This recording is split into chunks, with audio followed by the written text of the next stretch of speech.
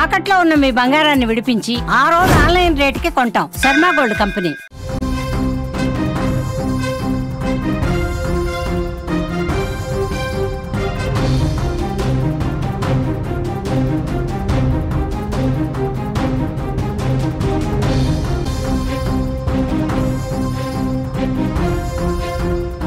జార్ఖండ్ ఉద్యమ నేత శిబు సోరెన్ కన్నుమూశారు. జార్ఖండ్ మాజీ సీఎం శిబు సోరెన్ చనిపోయారు.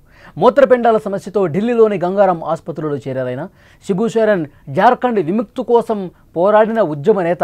1970లో శిబు సోరెన్ జార్ఖండ్ విమోచన మోర్చా స్థాపన కూడా చేశారు. ఆదివాసీల హక్కులు, భూమి సంరక్షణ కోసం పోరాటం చేశారు ఆయన. 2000 సంవత్సరం నవంబర్ 15న జార్ఖండ్ ప్రత్యేక రాష్ట్రంగా ప్రకటించారు. 3 సార్లు జార్ఖండ్ సీఎంగా శిబు సోరెన్ పనిచేసిన పరిస్థితి. ఆయన మరణంపై రాజకీయ నేతలందరూ కూడా దిగ్భ్రాంతి వ్యక్తం చేశారు. భారతదేశ రాజకీయాల్లో తీవ్ర విషాద ఘటన ఇది. జార్ఖండ్ ముక్తి మోర్చా అధినేత, మాజీ ముఖ్యమంత్రి శిబు సోరెన్ కన్నుమూశారు. ఆయన వయసు 81 సంవత్సరాలు. గత కొద్ది కాలంగా మూత్రపిండాల సమస్యతో ఆయన బాధపడుతున్నారు. ఈరోజు ఉదయం ఢిల్లీలోని గంగారాం ఆసుపత్రిలో చికిత్స పొందుతూ తుది శ్వాస విడిచారు. శిబు సోరెన్ ఇక లేరు అన్న వార్త విన్న తర్వాత ఇంటికి వేలాదిగా అభిమానులు తరలి వస్తూ ఉన్నారు. ఆయన మృతి పట్ల విచారం వ్యక్తం చేస్తూ జార్ఖండ్ ముఖ్యమంత్రి, ఆయన కుమారుడు హేమంత్ సోరెన్, గురూజీ మనందరినీ విడిచిపెట్టి వెళ్ళిపోయారంటూ భావోద్వేగంతో ప్రకటన చేశారు. జార్ఖండ్ విముక్తి కోసం పోరాడిన ఆయన అక్కడ ఉద్యమ నేతగా పూజిస్తూ ఉంటారు. జార్ఖండ్ ప్రత్యేక రాష్ట్రంగా ఏర్పడిన తర్వాత శిబు సోరెన్ ముఖ్యమంత్రిగా 3 సార్లు పనిచేశారు.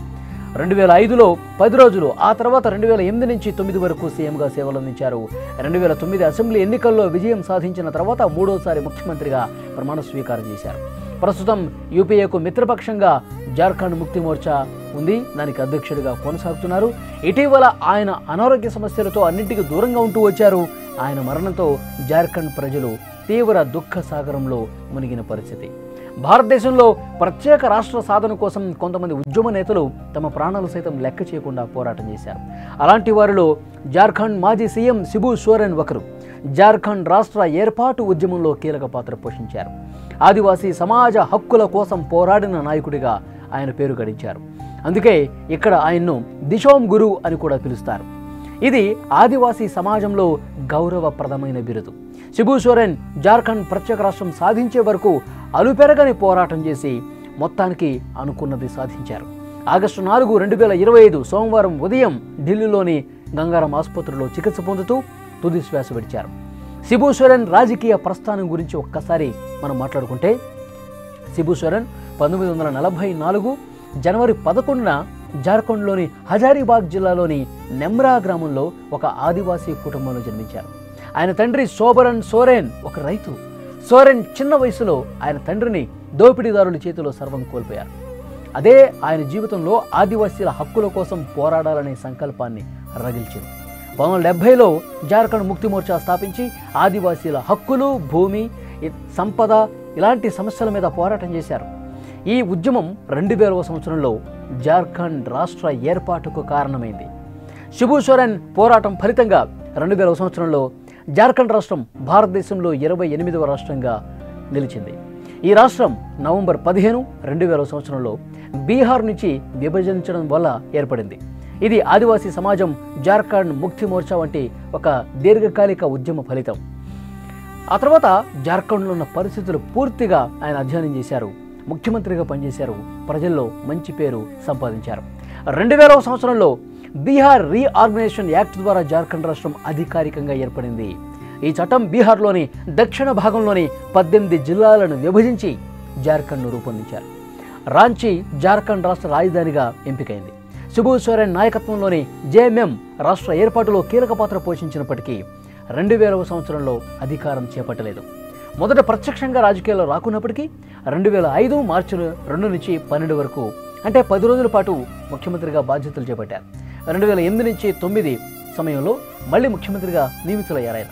2009 నుంచి 10 పదవీ కాలంలో బీజేపీ సంకీర్ణ ప్రభుత్వం మద్దతు ఉపసంహరించుకోవడంతో 2010 మే 30న రాజీనామా చేశారు. శిబు సోరెన్ దుమ్కా నియోజకవర్గం నుంచి లోక్సభకు పలుమార్లు ఎన్నికయ్యారు. 2006లో యూపీఏ ప్రభుత్వంలో కేంద్ర బొగ్గు శాఖ మంత్రిగా కూడా పనిచేశారు.